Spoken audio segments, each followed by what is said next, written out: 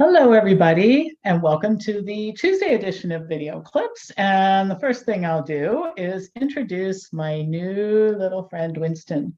This is Winston, who moved in on Saturday, and he's a squiggle worm, so you may not get to see much of him because he obviously wants to get down. Can you say hi to everybody before I put you down? He weighs 3 pounds, and he's a very playful guy. He wanted to say hello to everybody.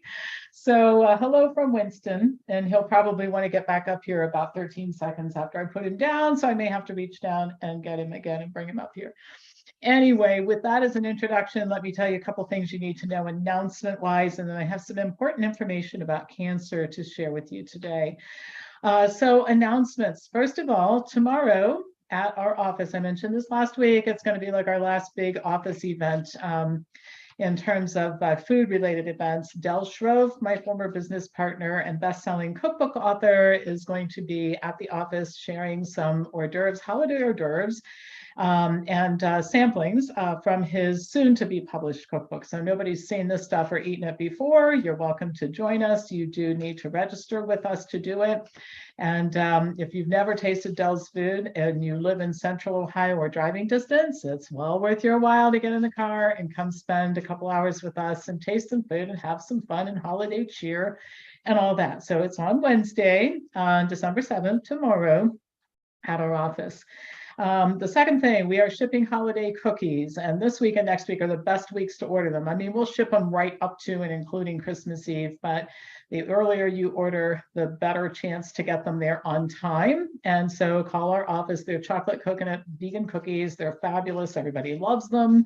And so if you want to send fabulous cookies to your Christmas list, this is the time to order them by calling our office. Remember our food products. And I had a question from like 4 people emailed me this morning and said, I missed last week's professional mini development course, and now I'm having some second thoughts, like I should have signed up for it. Could I sign up for it, listen or watch the recording and join on Thursday? And the answer is yes. So if you have some second thoughts about not participating, you can still join the class. It's a 3-class series, $249 is the tuition, and it all applies to other programs of ours if you choose to continue your education with us. And I don't know if you can hear, but Mr. Winston is meowing and he wants to be picked up. So here he is joining us once again. There you go. You can sit on my lap while I tell the folks about cancer. Okay. All right. So let's talk about cancer. I said this was important information, and it is. So it's about an amino acid that is abundant in animal foods. And when I tell you this information, you'll see the connection between animal foods and cancer, and also cancer treatment efficacy as well. Pretty interesting stuff here. So methionine is a sulfur-containing essential amino acid, and essential means that it must be consumed in food. It's found in most protein-containing foods, but the highest concentration is in animal foods like eggs and fish, chicken, turkey, beef, pork, milk, and cheese. Now, all humans need some methionine, but consuming too much can cause problems. You've heard of this, too much of a good thing, right? One of which is increased risk of cancer and more rapid growth of cancer. Too much methionine may also reduce the efficacy of cancer treatments too. To that point, research sponsored by the National Cancer Institute shows that restricting methionine intake might help to make cancer treatments more effective. In mouse studies, a low methionine diet improved the efficacy of chemotherapy and radiation and slowed the growth of tumors.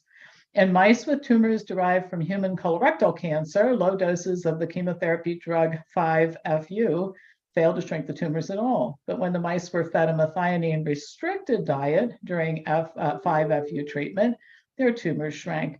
The researchers also tested the combination of methionine restriction and radiation therapy in mice engineered to grow aggressive soft tissue sarcomas. And the combination of the methionine restricted diet plus radiation therapy slowed tumor growth by about 50% compared with eating a more normal diet while receiving radiation. So you have 2 issues here. One is the prevention of cancer, and the other is increasing the efficacy of cancer treatment if you do have cancer. A study including 6 human adults showed the same metabolic changes that were observed in the mouse study. Now, in the human study that was done, that was in conjunction with the mouse studies, to be clear, it wasn't designed to test the effect of methionine restriction on cancer treatment for humans. But what they were able to do was to identify essentially the same mechanism of action in humans as in mice. I was able to find other studies in which this issue of methionine restriction and cancer treatment in humans showed a positive effect. However, other studies on mice have shown that limiting methionine might extend lifespan, slowed the aging of the immune system, lowered IGF-1 and insulin levels, which are both risk factors for cancer, and increased resistance to stress. All of this points to the idea that limiting methionine intake might be protective against cancer. Now let's talk about amino acids in general, and then I'm going to bring it into methionine specifically. So the body recycles amino acids, all of them, including methionine. It's why it's very difficult, almost impossible on a calorically adequate diet to develop a protein deficiency. In fact, I think it's difficult in westernized countries to develop a deficiency of anything based on the way that we eat. It's just too much of everything, right? So anyway, the body will recycle these amino acids. So it's if you eat something that has protein, and all foods contain some protein, that protein, a breakdown byproduct of amino acids, is circulated again and again. The RDA from methionine is really low. For example, only 1.1 grams per day for a 154-pound person. Most people consume too much because they eat a diet high in animal foods, which is just one of the mechanisms that explains why you see a higher incidence of cancer in westernized societies where the animal foods diet is so prevalent. To give you an idea, a 6-ounce beef steak contains 211% of the RDA from methionine. A 6-ounce tuna steak contains 217% of the RDA. And 6 ounces of turkey contains 217% of the RDA from methionine. Well, many people are eating animal food 2 or 3 times a day and eating hundreds of times the amount of RDA for methionine, and there are consequences for consuming too much of something. Methionine in lower and safer amounts is easily obtained from plant foods such as nuts, seeds, beans, oats, and quinoa.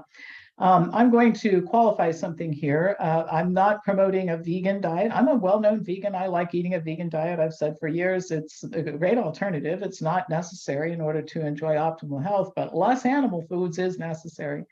And our food pyramid, as it were, allows for the consumption of some animal food, but a whole lot less than what most people are consuming. So best case scenario, reduce your risk of cancer. Second best case scenario, figure out how to improve your survival outcomes by being smart about cancer treatment. And methionine restriction, as in eat less animal food, good idea in both of those areas.